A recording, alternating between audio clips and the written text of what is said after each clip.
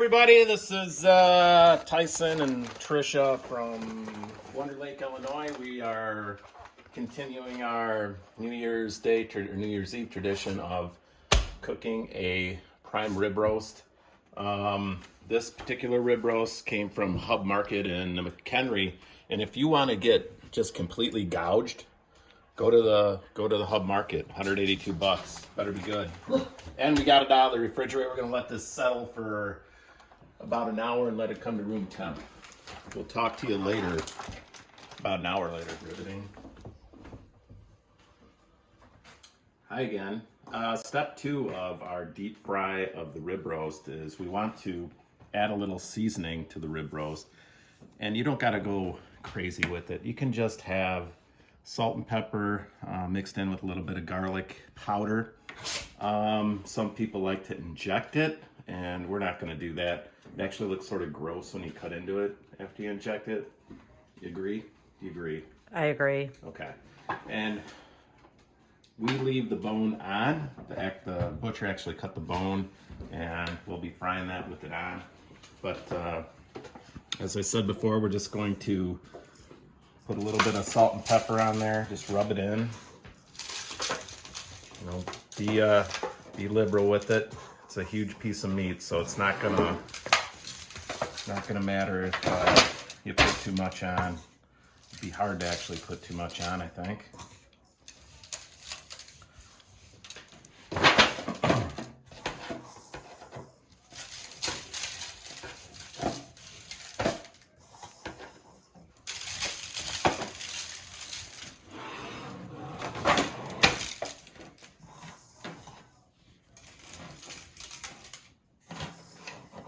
Pairs well with Artemis.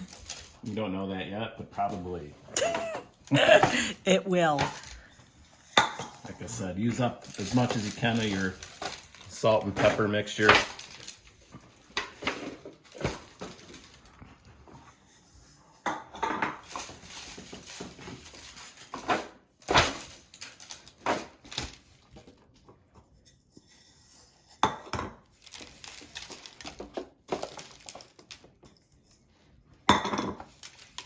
And we'll continue to let that sit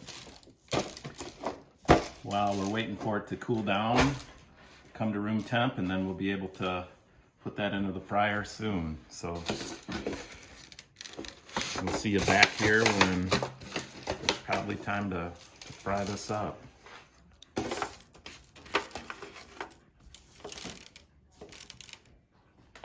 Okay, so step 3, one of the things you got to do is get it onto some type of apparatus so you can pull it in and out of the oil, the hot oil. What I did was I wanted it to lay flat within the oil. You see a lot of people put it up and on end. I wanted it to lay in the oil flat. And what you do is you find a piece of within the rib roast that's there's no bone all the way through, put a knife through, and then you can pop your turkey hanger all the way through it, and then we can use that as the means to pull it in and out of the hot oil while we're deep frying it. And I know I haven't said deep fry because my wife has reminded me several times that I haven't said that we're deep frying a rib roast, but now that she's helped me out so nicely and told me to say we're deep frying a rib roast, we are deep frying a rib roast. Thank you. Hey, back again. Just wanted to show you our setup for what we're gonna do to deep fry the rib roast. This is your traditional turkey fryer. So we're using 3 gallons of canola oil. It's got a high flash point, so you don't got to worry about getting it much up over 450. You can get it up over 450 without a problem, but we won't be cooking at that temperature. We'll be looking at about 4 minutes per pound, and our rib roast is about 8 pounds, so we're doing about 32 minutes. We might do a little bit longer because the rib roasts that we've seen on YouTube, they come out and they're a little bit, I don't know, they're almost raw, it looks like, but so we'll be going a couple minutes longer than what they suggest. I know you're not supposed to do this in the garage, fire hazard. You're probably not supposed to do it while you're drinking, but we do have a fire extinguisher just in case this happens. And but I am an old veteran at deep frying turkeys. I've done several of them without a problem, and so we're hoping for no fire. We're hoping for no fire department. Looking just to have a nice dinner instead of a fire. So yeah, just wanted to get you up to date on our what I'll call our brine rig. And next time you'll see us, we'll be dropping that baby right into the to the oil. I'm gonna kick the oil off here in about 5 minutes, and we'll get that up to temperature while the rib roast rests. And that'll take about a half an hour to get it up to temp. And then once that's up to temperature around 350, we'll drop that in, and then we'll be cooking for about 32 minutes, 33 minutes, and we'll pull it out, and we'll go from there.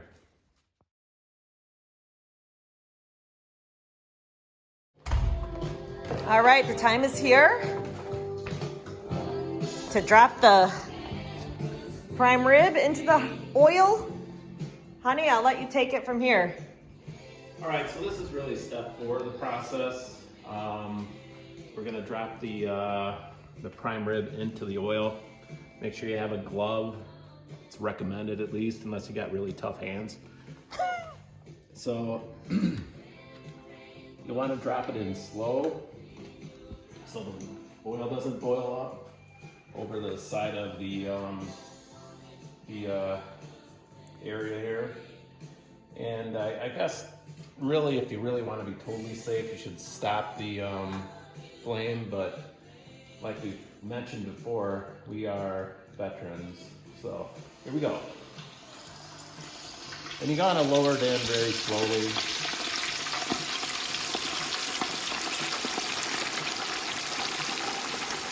What's the temperature at the oil right now? It's 350. It'll drop in temperature when you put this in because it is cooler.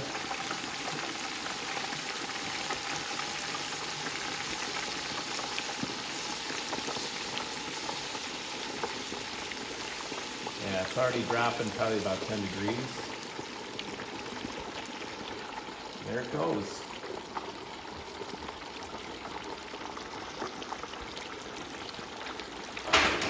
Now I did turn the heat down a little, and we're kicked off here. We need another 30 minutes, so we're gonna we'll check this at 4:30, and we'll turn this back up again. Get it back up to speed, I guess. Get it back up to temp. You want to get it right at that red line, which is 350, and we'll cook that for 32 minutes. Okay, let's go check on the... Whoa, it's smoky out here. How's it going? Going good. We are at that time now where it's been 32 minutes, 33 minutes, and it's time for this to come out of the oil. It's right for the red. Yep, right where it's supposed to be. And we're gonna leave it, because what we've seen in the YouTube videos, we're gonna leave this in just a minute or two more, and let it cook a little bit more, because we'd rather have medium than medium rare. Okay, we're still doing step 4, and now it's time for this to come out. I'm gonna turn off the oil, so it's off. So that's off. Look at this. Oh, look at that. Oh my gosh. Oh, that looks good. Okay, you want to let that drip off a little bit. Okay, we're going to put that into our pan here, and we're going to get a temperature on it. I got a thermometer right here, and let's see where we're at. It's not going anywhere.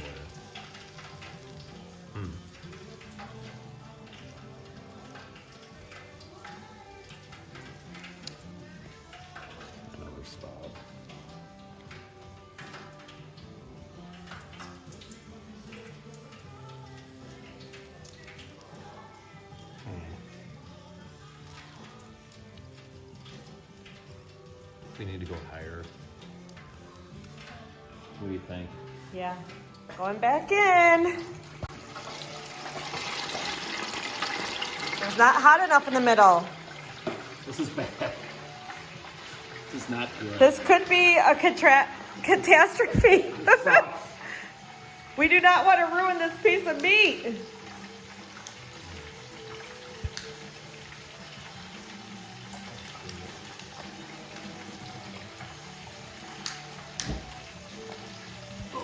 All right, we'll let that go a little longer.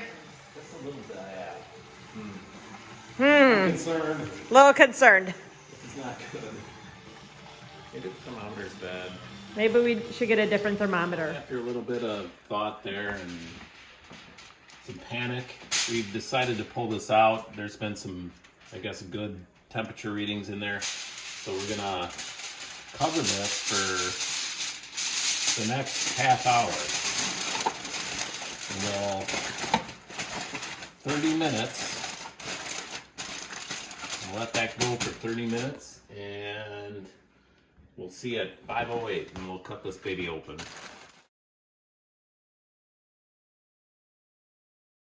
Okay, after I guess we're just a little bit concerned about the temperature of it. We actually took more readings within the beef itself and it looks like we're in good shape. So what you want to do is take off the twine. Twine. I don't know if it's called twine, but get that off of the rib roast, and you'll want to take off the bones that were tied to the rib roast by the butcher, and they're right there. So that off of there. Oh, we're still stuck with one. All right, that one's off. So you can feed that to your dog. You can do whatever you need to do with it. And we'll get this in a position for us to cut it. Get that over there. Now we're in a spot where we can cut the prime rib, and we'll come back to you in just a second. Okay, so final step here is to actually cut the rib roast and see what we're into. So here we go. We're gonna start on one of the ends. Obviously that's where we're at. And let's see where we're at. Oh yes, looks delicious, doesn't it? It does. So several temperature readings were taken. We were getting some low ones, and even on the bone that's in there, it looked really low. But we just followed everything to the book, and looks like we got some something to eat here. So that looks good. Yeah, it looks good. Do another slice. One more. This one actually might be a little bit more rare, medium rare. Ooh. Okay. Yeah. Some people like that though. Yeah. But looks good.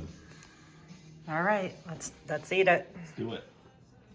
All right, so we're at the end here. We've been eating, and it's just been unbelievably delicious, and it's second to none. I got the hiccups.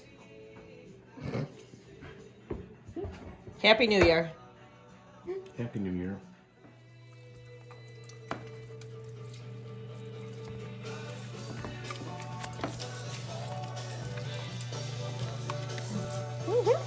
When he's a wild animal. Mm-hmm.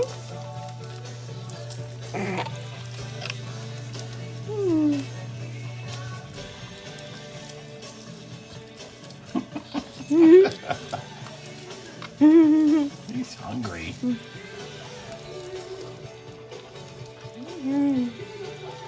Oh, God.